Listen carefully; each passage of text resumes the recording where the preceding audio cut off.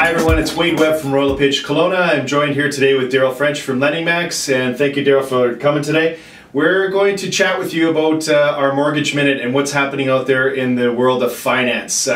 There's some recent changes from the Office of the Institute, Financial Institutions, the federal side of things, and Daryl, why don't you give us a little bit of background of what's happening and how things have progressed since 2008 for the federal decisions and what's happening with the changes in financing in Canada. Lots of changes out there right now. Basically since 2008, they've made 4 different changes. Probably some of the bigger changes a lot of people have heard about, reducing the amortization. They've done that twice. They've limited the zero down payment products. They've increased the amount of down payment that you have to have for a revenue property. They've also decreased the amount that you can borrow on an equity takeout. And that was one of the OSFI's big pushes, was to stop people using their homes basically as ATMs. So each of these 4 decisions, maybe just give us a little background of how they changed and what was before and what's now.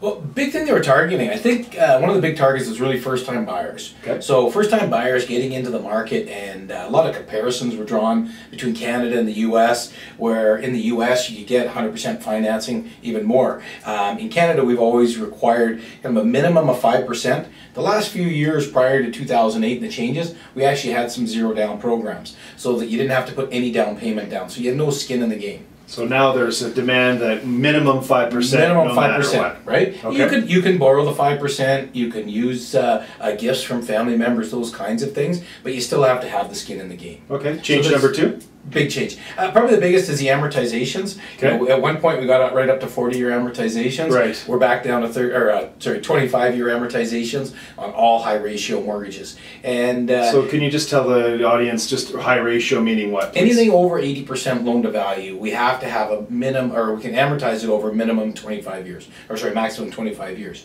And I think this is one of the real improvements, and I think it helps the real estate market in general. Okay. If you think about it, if a 40-year amortization, you're almost on the never-ever plan. So you're not building any equity in the property. So unless the market's building the equity for you, and we're seeing 3%, 5% increases in the market, you're never building equity in your house. And your principal's not getting paid. Right, off. You're never able to move up to that next house. Right. And so I think, personally, the reduction of the amortizations actually strengthens the real estate market in a lot of ways. Right. So I don't think that's a bad thing. But in the meantime, the 40-year versus the 25-year. There's a lot of people in that segment that who would have otherwise qualified on a 40-year don't on a 25. And payments impact is obviously the lesser the amortization, the greater the higher impact the payments, on the payment. so reducing the mortgage amount that they can qualify for. Right. So yeah, in the short term there's some impact. I think overall though in the long term I think it's definitely an improvement for the industry itself. So short term pain, long term gain. Yeah. Building up equity, not reliant on the economy and the markets now so much, more of the principal being paying down and people building equity naturally. Exactly. Perfect. Yeah, create a plan. Change number 3. The other things were decrease on the equity takeout. So it's been a buzzword around. OSFI was really pushing hard on this one. They wanted people to be limited on the amount of equity they could take out of their houses, so that you're only allowed to take out up to 80% financing on an equity takeout. Okay. So if you have built up equity over the years, they really want it to stay there. So they're really limiting that that allowance there, which it doesn't affect a ton of people. But one of my frustrations on the changes is they didn't limit credit cards or car loans, things like that. Right. Well, majority of the equity takeouts were used to pay off credit cards, car loans, all those kinds of things. So to me, they went after the symptom there, not what was causing it. Right. And so that's some of the major changes we've made over the last few years.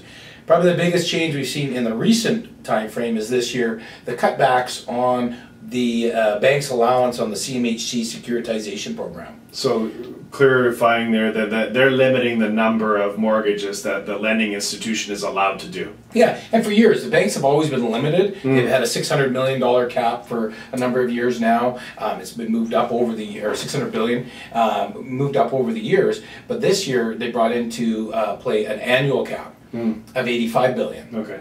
And it was not publicized at all. It was in the budget last year. It was pretty hush-hush and flew under the radar. flew under the radar, got into play. All of a sudden in August, the numbers come out and the federal government steps up, OSFI steps in and says that they basically used $66 billion of their $85 billion cap and they're halfway through the year. Wow.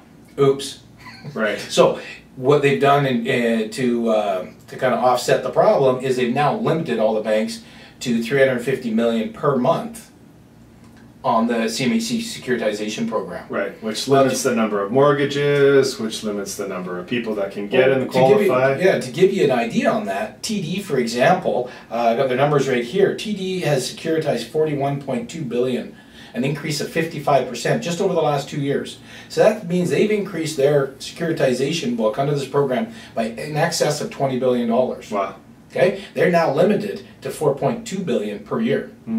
That's a pretty dramatic change, and where it affects you and I, and this is kind of what it comes down to. How does it affect the market? How does it affect the realtors, the market, the mortgage brokers? Okay, well, number one, sticking with the CMHC securitization, is that $350 million is now supply and demand.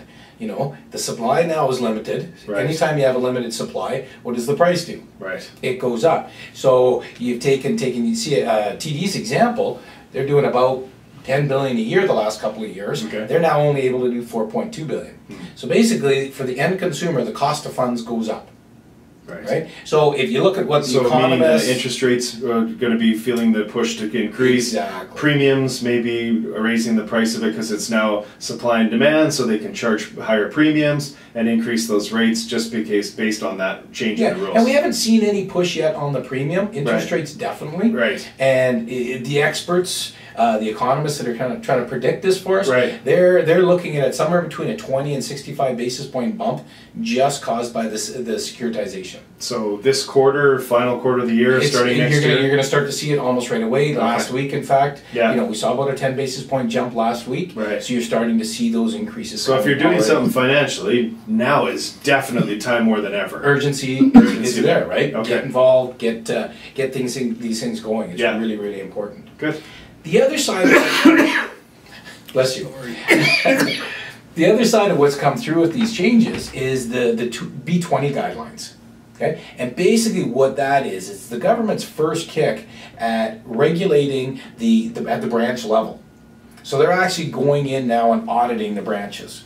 Well, they never used to do that. The banks had to audit themselves. So now OSFI goes in and actually audits the branch level, very similar to the way they've audited the mortgage broker industry for many, many years. Okay. Okay, we've been audited on a regular basis. So what that's done is, you used to be able to walk into the bank and say, I'm a doctor or a nurse or a teacher or whatever it is. I make $80,000 a year.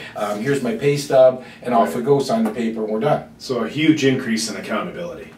That day's gone. Right? For now, that day's gone. So basically today, the requirements by the lenders and the confirmation of information by the lenders has dramatically increased. And it's like anything, the pendulum starts out here and then it flies over here. And right now we're way on the outside of it, and it'll center itself. But right now, lenders are having a real challenge with this because they're trying to find their balance point on the audits, just like our mortgage brokers. But we're all now on the same playing field.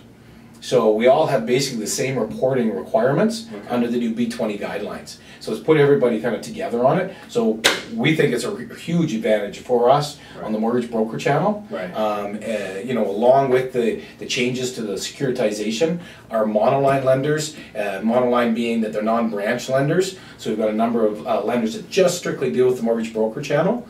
Those lenders deal with much smaller volumes. They're not doing $10, $20 billion a year. Okay, they're doing much smaller amounts, and so they're limited very little by this $350 million. So with this real change, what I'm hearing is that you're probably wanting to consider other sources of financing rather than your streamlined lending institution banks, and looking at other sources because the banks are more tied and their hands are more tied and more accountability in that. And now the mortgage broker world and the financial world of the mortgage side of things and other sources of financing are becoming a more favorable way of going for the consumer. Absolutely. Great. And that's some really big changes. Some of the other B20 rules that kind of affect people on a day-to-day basis, little things like a line of credit. line of credits have become a very, very popular product with banks and lenders over the last number of years, and they fit a great purpose. Right. But the problem is a lot of these are unsecured. So any of the unsecured lines of credit under the B20 guidelines, we are supposed to use 3% of the limit as the qualifying. Right. So if you think about it, you've got a $20,000 unsecured line of credit.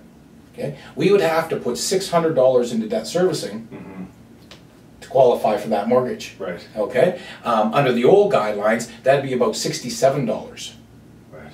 So that's a pretty dramatic difference Yeah. in qualifying incomes. Some lenders still allow us to use the old rules. Some have abbreviated rules in between.